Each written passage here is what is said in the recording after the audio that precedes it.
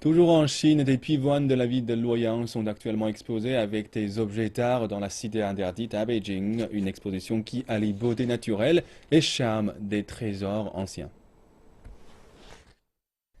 Si vous aimez les pivoines, la cité interdite ou le musée du palais, comme on l'appelle ici, est l'endroit pour apprécier leur beauté.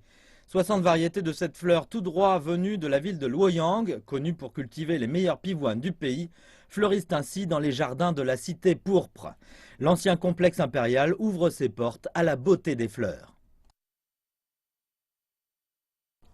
Nous avons accueilli un millier d'expositions ces 90 dernières années depuis la création du musée, mais jamais aucune de ce genre.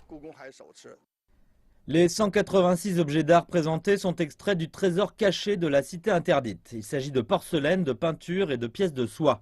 Les genres sont variés, mais ils ont tous quelque chose en commun, le motif de la pivoine. Certains des objets sont présentés au public pour la première fois. Ils ont été choisis parmi les 150 000 objets de la collection du musée. La pivoine est le symbole de la richesse et de la noblesse.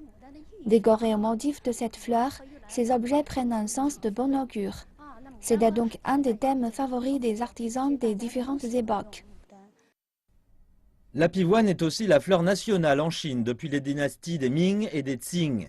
Les pivoines de Luoyang sont réputées comme les meilleures du pays.